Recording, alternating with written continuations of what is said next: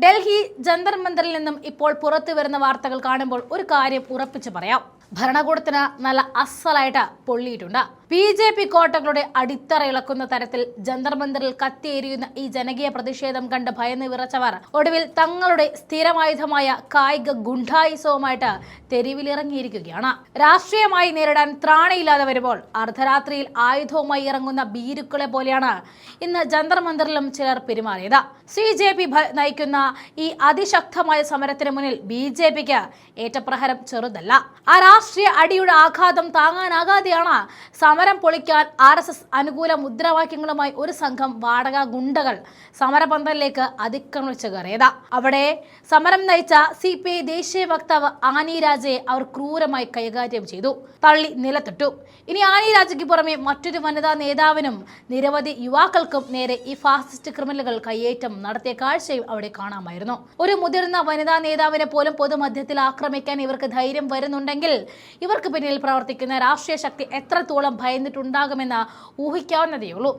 സത്യത്തിൽ അവർ സമരപന്തലിലേക്ക് വന്ന കോലം കണ്ട് പൊട്ടിച്ചിരിക്കുകയാണ് ജനം. കയ്യിൽ പാറ്റയെ കൊല്ലുന്ന സ്പ്രേയും കിറ്റും ഒക്കെ ആയിട്ടാണ് ഈ വീരന്മാർ ആക്രമണത്തിന് വന്നിറങ്ങിയത്.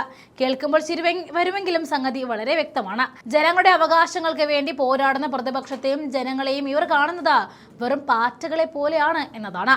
ആ അഹങ്കാരമാണ് ഈ കിറ്റുകളിലൂടെ അവർ പ്രകടിപ്പിക്കാൻ നോക്കിയത്. ജനകീയ സമരങ്ങളെ ഇത്തരം ബാലിശമായ കോമാളിത്തരങ്ങളും കായിക ബലവും കൊണ്ട് അടിച്ചമർത്താമെന്നത് BJPയുടെ വെറും വ്യാമോഹം മാത്രമാണ്. സംഭവം വഷളായതോടെ ആക്രമികളായ 4 പേരെ പോലീസ് പൊക്കിയിട്ടുണ്ട്.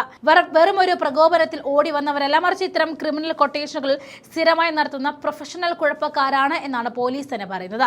ആക്രമണത്തിന് ശേഷം ആനി രാജ് നടത്തിയ പ്രതികരണം ചേർക്കുന്നു, കാണാം. ആശുപത്രിയിലേക്ക് പോകണം.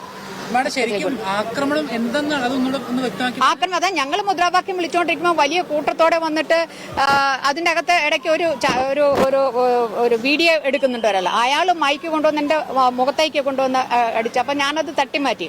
അപ്പൊ ഉടനെ അതായി വിഷയം. അപ്പൊ ഞാൻ പറഞ്ഞത് അവര് പറയുന്ന RSSനെതിരെ നിങ്ങൾ എന്താ മുദ്രാവാക്യം വിളിക്കുന്നതെന്നാണ്. ആസാദിയാണ് നമ്മൾ പറഞ്ഞത്.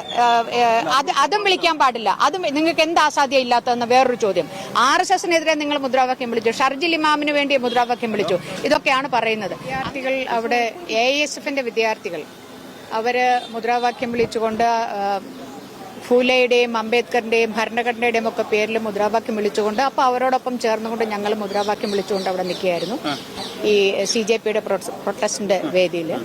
ആ സമയത്ത് ഈ RSSനെ നിങ്ങൾ എന്തിനാണ് RSSനെതിരെ എന്തിനാണ് മുദ്രാവാക്യം വിളിക്കുന്നതെന്ന് ചോദിച്ചുകൊണ്ട് ഒരു പറ്റം ചെറുപ്പക്കാർ അവർ വന്ന് ഞങ്ങളെ ആദ്യ ഇതിൽ നമ്മളെ പുറകിൽ നിന്ന് പുഷ് ചെയ്ത് തള്ളിയിടാൻ നോക്കി. അവിടെ നിന്ന് പോലീസുകാർ വന്ന് ഇവരെ മാറ്റിക്കൊണ്ടുപോയി. വീണ്ടും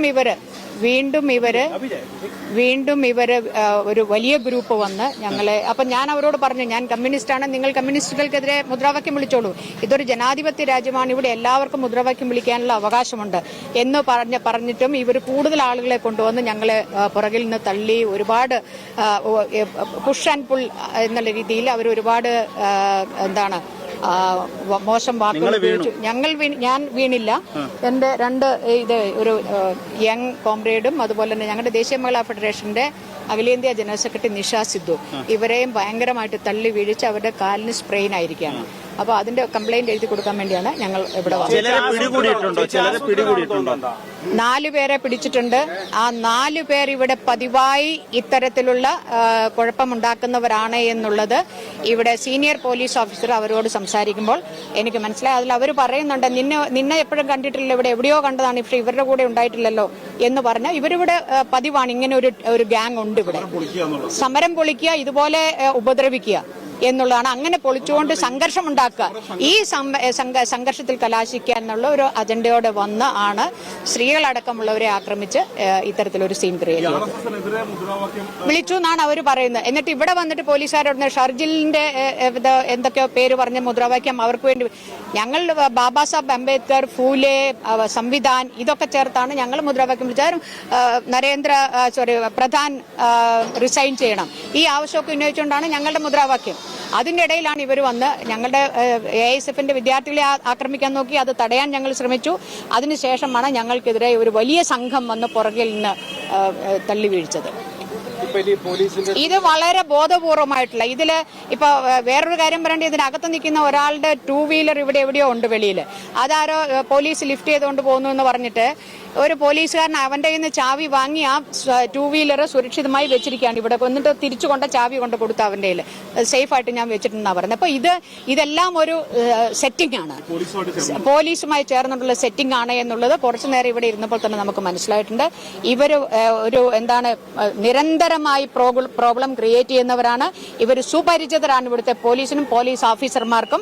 അതുകൊണ്ട് തന്നെ ആ രീതിയിലാണ് അദ്ദേഹം അവരോട് സംസാരിച്ചത്. എന്റെ സാന്നിധ്യത്തിലാണ് അവരോട് സംസാരിക്കുന്നത്. ആ രീതിയിൽ തന്നെയാണ് സംസാരിച്ചത്. അതുകൊണ്ട് ഇത് RSSന്റെ അജണ്ടയാണ്, BJPയുടെ അജണ്ടയാണ്. ഇവരെ ഇങ്ങനെ കയറൂരി അഴിച്ചുവിട്ടിരിക്കുകയാണ്. അവർ സർക്കാരിനെതിരെ ആരെങ്കിലും മുദ്രാവാക്യം വിളിച്ചാൽ അങ്ങനെ മുദ്രാവാക്യം വിളിക്കുന്നവരെ ആക്രമിക്കുക എന്നുള്ള ലക്ഷ്യത്തോടെ ആശുപത്രിയിലേക്ക് പോകണം.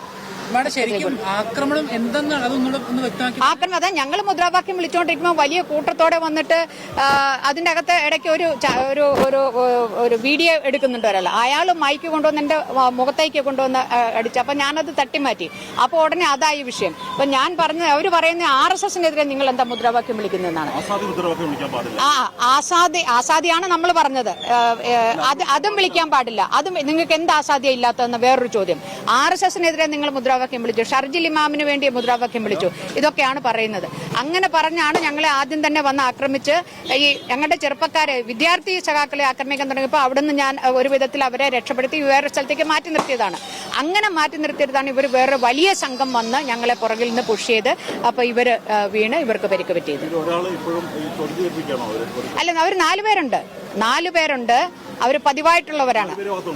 ഇതിൽ നമ്മൾ പ്രത്യേകം പറഞ്ഞിട്ടുണ്ട്, ഞാൻ കണ്ടാൽ തിരിച്ചറിയാൻ, ഞാൻ അവരെ നിർത്തിയാൽ ഞങ്ങൾക്ക് തിരിച്ചറിയാൻ പറ്റും. അത്രയ്ക്ക് നമ്മളുടെ അടുത്ത് വന്നാണ് അവർ ആക്രോശിച്ചത്. അതുകൊണ്ട് അവരെ തിരിച്ചറിയാൻ പറ്റും. തള്ളിയിട്ടത് ഞങ്ങളുടെ ദേശീയ മഹിളാ ഫെഡറേഷന്റെ ജനറൽ സെക്രട്ടറി, അതുപോലെ തന്നെ സൈദ ഞങ്ങളുടെ ഒരു യങ് കോംറേഡ് ആണ്. ഇവരെ 3 പേരുമാണ് വീണത്. ഞാൻ വീണില്ല.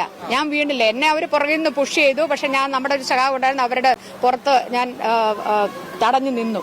അതുകൊണ്ട് ഞാൻ വീണില്ല. പക്ഷെ ഇവർ 2 പേർക്കുമാണ് പരിക്ക് പറ്റിയത്.